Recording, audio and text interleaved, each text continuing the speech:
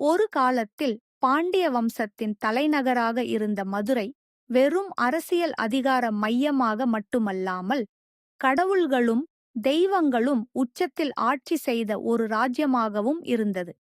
மதுரையின் வரலாற்றின் பக்கங்களில் கோயில் நகரத்தின் கலெக்டர் ரூஸ் பீட்டர் 18ஆம் நூற்றாண்டு 76ஆம் ஆண்டு முதல் 28ஆம் ஆண்டு வரை பெயரைக் காணலாம். மற்ற ஆங்கில அதிகாரிகளைப் போலல்லாமல் பீட்டர் தனது கருணை உள்ளம், அனைத்து மத மக்கள் மீதும் மரியாதை மற்றும் நலன் மற்றும் நீதிக்கான அர்ப்பணிப்பு ஆகியவற்றிற்கு பெயர் பெற்றவர். நகரத்தின் உள்கட்டமைப்பின் வளர்ச்சியிலும் அவர் ஒரு பங்கைக் கொண்டிருந்தார். பீட்டர் உள்ளூர் பழக்க வழக்கங்கள் மற்றும் மரபுகளை மரியாதை மற்றும் பயபக்தியின் அரிய கலவையுடன் ஏற்றுக்கொண்டார்.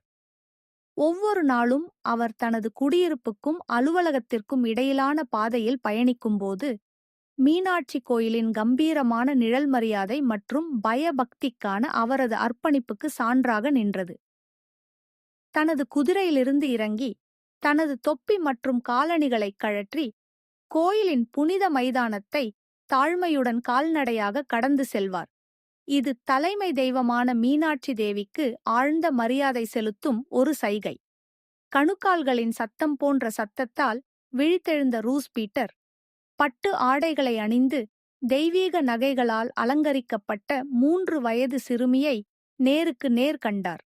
மென்மையான ஆனால் உறுதியான பிடியுடன் பீட்டரை தன்னை பின்தொடருமாறு சைகை செய்தாள். பேரழிவு ஏற்படுவதற்கு சில நிமிடங்களுக்கு முன்பு அவரை தனது வீட்டிலிருந்து மீனாட்சி கோவிலுக்கு அழைத்துச் சென்றாள். மின்னல் வானத்தை பிளந்து அவரது வீடு இடிந்து விழுந்தபோது பீட்டர் பிரமிப்பில் நின்றார். வேறு யாருமல்ல, ஒரு குழந்தையின் வேடத்தில் தனக்கு உதவியவர் தேவி மீனாட்சியே என்பதை உணர்ந்தார். தான் பெற்ற தெய்வீக தலையீட்டிற்கு ஏற்ற நன்றியுணர்வின் அடையாளமாக பீட்டர் தெய்வத்திற்கு ஒரு பரிசை வழங்கத் தீர்மானித்தார்.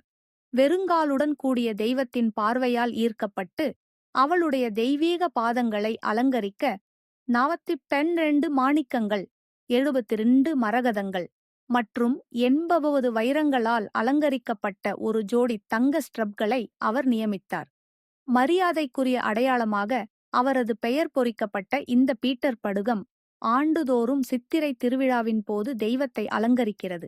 இது மனிதனுக்கும் தெய்வீகத்திற்கும் இடையிலான நீடித்த பிணைப்பை குறிக்கிறது. இன்று வரை சித்திரை பண்டிகைகளுக்கு மத்தியில் புனித பஞ்சமி 5ஆம் நாளில் மதுரை மற்றும் அதன் தலைமை தெய்வத்தின் மீதான பீட்டரின் பக்தி அசைக்க முடியாததாகவே இருந்தது. தனது தாய்நாட்டிற்கு திரும்ப மறுத்து மீனாட்சி கோயிலை நோக்கி அடக்கம் செய்ய வேண்டும் என்ற இறுதி விருப்பத்தை அவர் வெளிப்படுத்தினார். இது அவரது வாழ்க்கையிலும் ஆன்மாவிலும் நகரம் ஏற்படுத்திய ஆழமான தாக்கத்திற்கு சான்றாகும். எனவே மதுரையின் புனித மண்ணின் அடியில் பீட்டர் நித்திய ஓய்வைக் கண்டார். அவரது பார்வை எப்போதும் அவரது இதயத்தை கவர்ந்த தெய்வத்தின் மீது நிலைத்திருந்தது. மேலும் கதைகளைக் கேட்க தயவு செய்து சப்ஸ்கிரைப் செய்யுங்கள்.